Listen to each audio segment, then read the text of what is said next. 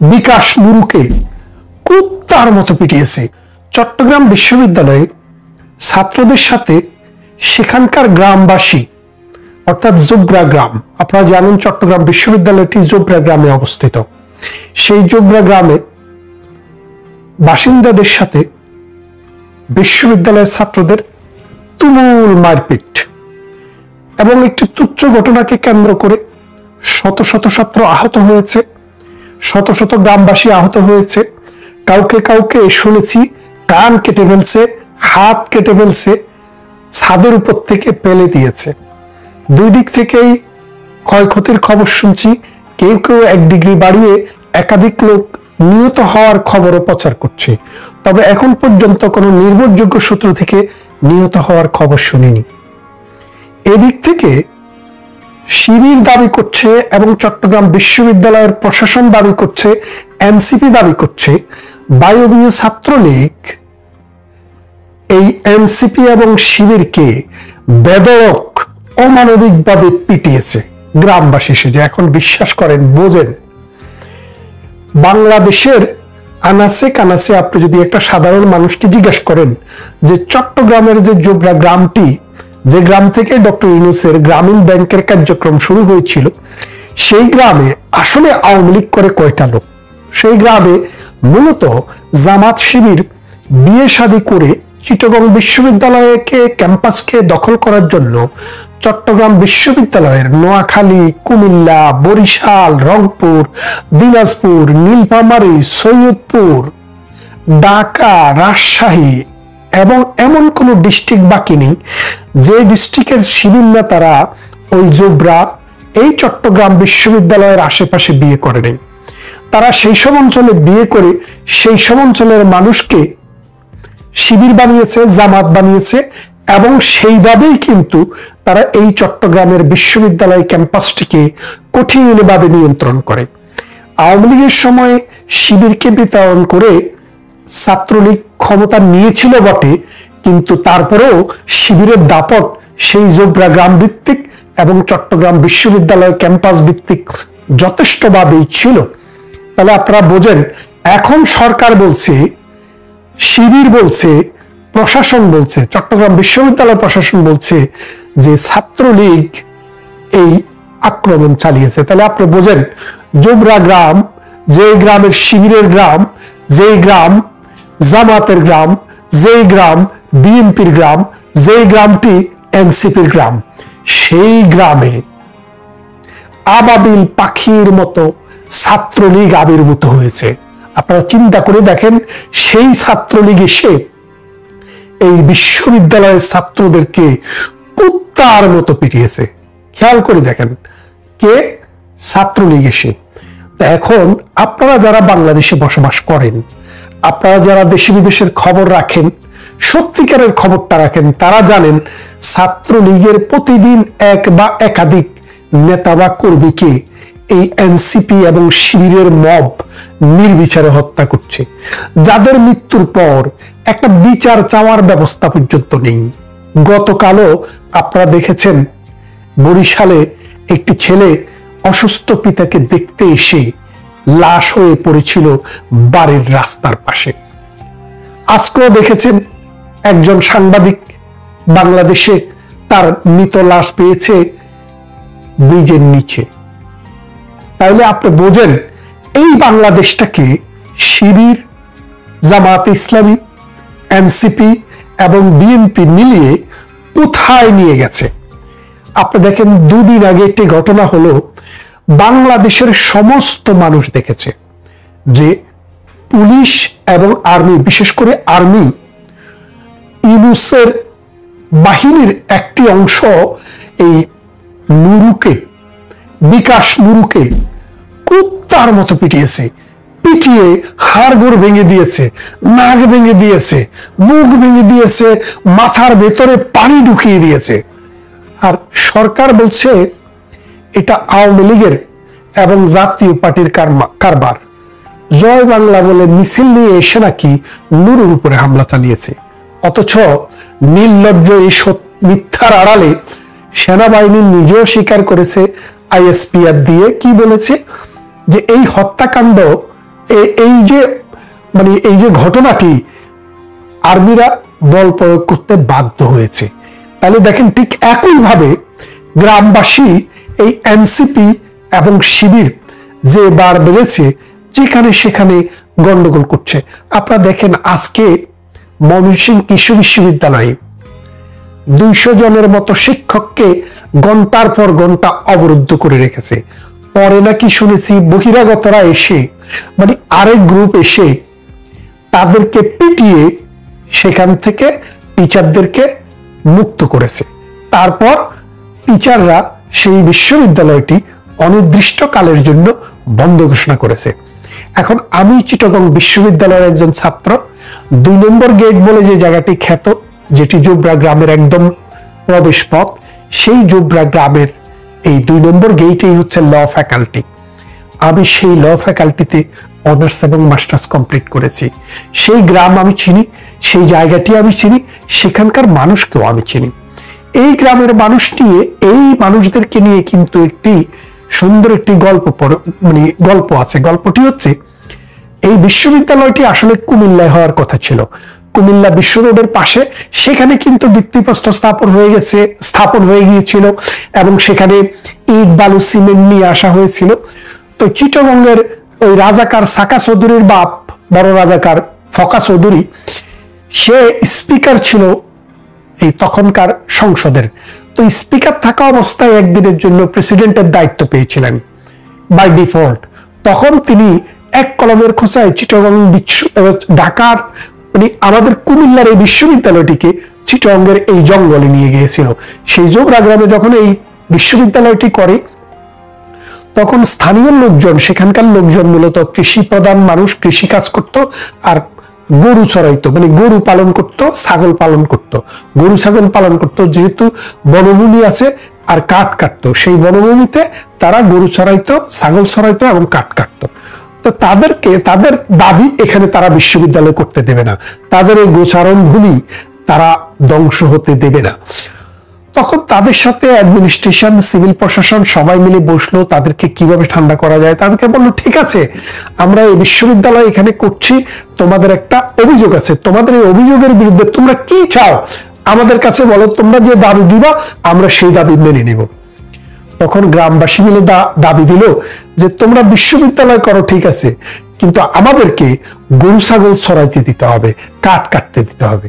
প্রশাসন রাজি হয়েছিল, তারপরে কাজ চললো। তাহলে আপনি একটা জিনিস বোঝেন, একটা বিশ্ববিদ্যালয় বাংলাদেশের আকারে আয়তনে প্রায় 2য় বৃহত্তম বিশ্ববিদ্যালয় বা 3য় বৃহত্তম বিশ্ববিদ্যালয়, সেই বিশ্ববিদ্যালয়ে হাজার হাজার ছাত্রছাত্রী, কর্মচারী, শিক্ষক সবকিছু মিলিয়ে লক্ষাধিক মানুষের এটার সাথে জড়িত, কয়েক লক্ষ মানুষ এই বিশ্ববিদ্যালয়ের সাথে জড়িত, জীবনযাপন করে।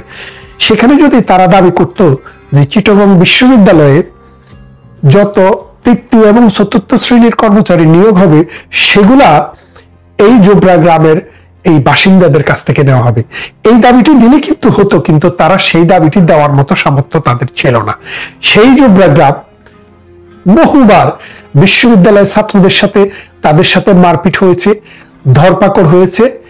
এই শিবির যখন চিটাগং বিশ্ববিদ্যালয় দখল করতে আসে, তখন তারা দেখলো এই জোবরা গ্রামকে যদি তারা কন্ট্রোলে নিতে পারে, তাহলে এই বিশ্ববিদ্যালয়ের হলগুলা দখল করা, রাজনীতি দখল করা সম্ভব। তখন এই রাজশাহী ইউনিভার্সিটির আশেপাশের মানুষ, বিভিন্ন অঞ্চলের মানুষ এই জোবরাতে গিয়ে বিয়ে করা শুরু করলো। বিয়ে করে করে তারা সেখানে একটি স্থান তৈরি করলো। এখন সেই গ্রাম তার জামাইদেরকে পিটাচ্ছে, কারণ শিবিরা তো হচ্ছে জোবরা গ্রামের জামাই, আর এনসিপি তারা হচ্ছে তো ইউনুস গঙ্গের পালা কুত্তা, যারা ইচ্ছা তারে কামড়ায়। এই গ্রামবাসীকেও কামড়াতে গিয়েছিল। এই গ্রামবাসী এমন পেদানি দিল গতকাল, এই পেদানি মনে রাখার মতো একটা পেদানি। আর বলছে কি, বাংলাদেশ আওয়ামী লীগের ছাত্র সংগঠন ছাত্রলীগ এই হত্যাকাণ্ড, এই যজ্ঞ, এই নির্বিচারে কুত্তার মতো পিটারিটা তারা পিটিয়েছে। কিন্তু আপনারা সবাই জানেন এই মিথ্যা, এই বানোয়াট, এই আশারি গল্প। এই গল্পের পিছনে একটা সত্যতা আছে। সেই সত্যতাটা হলো যে এনসিপি এবং শিবির এখন ঘুমাইলেও ছাত্রলীগ স্বপ্নে দেখে। ডক্টর ইউনুস গং লুচ্চা আসিফ নজরুল গং তারা ঘুমালেও এখন ছাত্রলীগকে স্বপ্ন দেখে। কোন দিক দিয়ে আসলো, ডান দিক দিয়ে, বাম দিক দিয়ে, উত্তরে নাকি দক্ষিণে নাকি, মানে বাসার ছাদ মোটা করে তারা আসতেছে, এই চিন্তায় তারা অস্থির। তারা ঘুমাতে পারে না। তারা নামাজ পড়তে গেলে, সেজদা দিতে গেলে ছাত্রলীগের বয়স, সেখান থেকে পর্যন্ত তারা মানে ঠিক মতো নামাজ আদায় করতে পারতেছে না, ঠিক মতো ঘুমাইতে পারছে না, ঠিক মতো খাইতে পারছে না, ঠিক মতো তাদের দৈনন্দিন যে কাজ সেটা করতে পারছে না। কখন ছাত্রলীগ এসে যায়। এই যে ছাত্রলীগের ভয়, এই ভয়টা বেঁচে থাকুক। আমরা চাই এই ভয় নিয়ে তারা বেঁচে থাকুক। ছাত্রলীগ তো আসবেই, সময়ের দাবি। আজকে বাংলাদেশটি কোথায় আছে দেখেন। দুদিন আগে নুরুকে পিটাইলো, এর আগে ডিপ্লোমা ছাত্রদের, বিশ্ববিদ্যালয়ের ছাত্রদের, প্রকৌশলী ছাত্রদের আন্দোলন নিয়ে তাদের উপরে লাঠিচার্জ হলো, কাঁদানো গ্যাস নিক্ষেপ হলো, মারপিট হলো, ঢাকা শহর লন্ডভন্ড হয়ে গেল। তার আগের কথা তো আপনারা জানেন, একে একে প্রতিদিন ঘটনা ঘটছে। এই হাসনাত, বাটপার হাসনাত, ছাত্রলীগ নেতা সাবেক, বাটপার সারজিৎ, ছাত্রলীগ নেতা সাবেক, আসিফ ছাত্রলীগ নেতা সাবেক, মাহফুজ কোন নেতা ছিলেন, উনি ছিলেন হরকতুল জিহাদ হয়তো। এরা আজকে যেখানে সেখানে গিয়ে মব সৃষ্টি করছে। গ্রামবাসী দেখলো না, এদেরকে তো এইভাবে করতে দেওয়া যায় না, তারা তখন এর প্রতিবাদ করলো।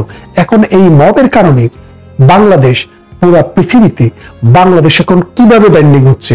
এই যে দেখেন, আজকে যে সাংবাদিকটিকে হত্যা করে ব্রিজের নিচে ফেলে দেওয়া হলো। কয়েকদিন আগে আপনারা জানেন, প্রথিতযশা সাংবাদিক বিভুরঞ্জন সরকার, তিনি তার জীবনের সর্বশেষ লেখাটি নাকি লিখে ফেলেছেন, তারপর তিনি মারা গেলেন। কেউ বলছে আত্মহত্যা, কেউ বলছে হত্যা। হত্যা হোক আর আত্মহত্যা হোক, সাংবাদিক তার লেখায় যে ক্ষোভের কথা বলেছেন, সেটা যদি আপনারা পড়ে থাকেন, আপনারা বুঝবেন বাংলাদেশে একজন সাংবাদিক কেমন বিভৎস জীবন যাপন করছে। সাংবাদিক পান্না, মঞ্জুরুল আলম পান্না, তিনি মুক্তিযোদ্ধাদের সমাবেশে, মুক্তিযোদ্ধাদের ঘরোয়া আলোচনায় গিয়েছিলেন, তাকে অ্যারেস্ট করা হয়েছে, হাত কড়া পরিয়ে তাকে পুলিশ নিয়ে গেছে, তাকে সন্ত্রাস দমন আইনে মামলা দেওয়া হয়েছে। আপনারা জানেন, শুধু এই সাংবাদিক নয়, কথা বলতেন কলিমুল্লাহ খান, তিনি সরকারের বিরুদ্ধে কথা বলেছেন, তাকেও নানানভাবে মবের হুমকি দেওয়া হয়েছে এবং শেষ পর্যন্ত তাকে জেলে পুরে দেওয়া হয়েছে। মাসুদ কামাল এবং আনিস আলমগীর, এই দুইজন কথা বলেন, তাদের বিরুদ্ধে কি পরিমাণে বিষোদ্গার চলছে জামাত, শিবির এবং এনসিপিরা করছে, আপনারা যদি একটু মিডিয়াতে দেখে থাকেন বুঝবেন। আনিস আলমগীর সাহেব, তিনিও খুব রিস্কের মধ্যে আছেন, যে কোনো সময় আনিস আলমগীরও গ্রেপ্তার হয়ে যেতে পারেন, কারণ তাকে মৃত্যুর হুমকি দেওয়া হয়েছে, আমরা শুনেছি, তাকে মবের হুমকি দেওয়া হয়েছে। তারপরে আপনারা দেখেছেন বিএনপি নেতা ফজলুর রহমান, তাকেও এই নিচে গিয়ে, তার বাসার নিচে গিয়ে মব সৃষ্টি করে তাকে হত্যা করতে পারেনি পুলিশ আর্মির কারণে। গতকালও যখন এই ছাত্রদেরকে গ্রামবাসীরা পিটায়, তখন তারা পুলিশ আর্মির সাহায্য চেয়েছিল, কিন্তু পুলিশ আর্মি আসেনি। কেন আসেনি? কারণ আপনি জানেন যে এই পুলিশ আর্মিকে নিয়মিতভাবে গালিগালাজ করছে এই ছাত্ররা। এই ছাত্ররা পুলিশ আর্মিকে যেইভাবে বিষোদ্গার করছে, কিন্তু শেষ পর্যন্ত পুলিশ আর্মি গিয়েই এই শুয়োরদের জান বাঁচাতে হয়।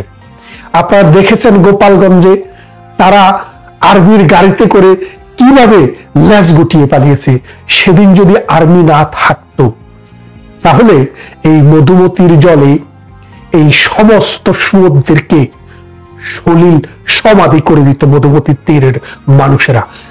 এত ভাবে এই আর্মি, এই পুলিশ তাদের জীবন বাঁচাচ্ছে, তারপরেও এই নিমক হারামের বাচ্চারা আর্মি পুলিশ নিয়েই কিন্তু যত সব বিষোদ্গার করে।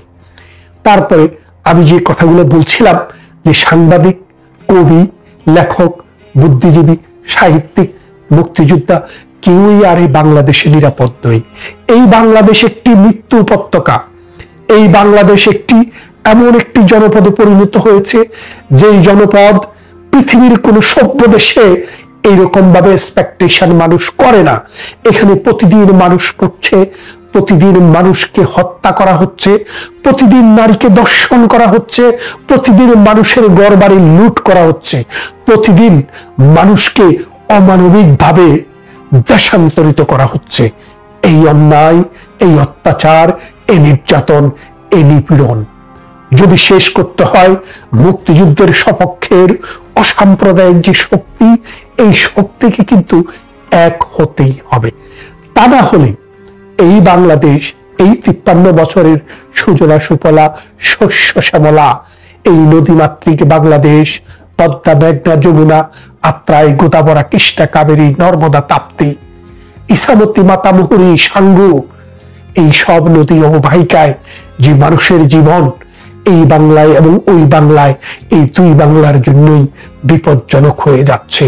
কেননা সন্ত্রাসবাদ, মৌলবাদ কোনো একটি জায়গায় থাকে না, এটি ছড়িয়ে পড়ে সারা বিশ্বে। এই বাংলাদেশে আজকে যে মৌলবাদ এবং সন্ত্রাসবাদের বীজ ডক্টর ইউনূস গং তৈরি করেছে, নিয়ে এসছে, সেটি এই দক্ষিণ পূর্ব এশিয়াকে আস্তে আস্তে একটি বিপদের দিকে ঠেলে দিচ্ছে।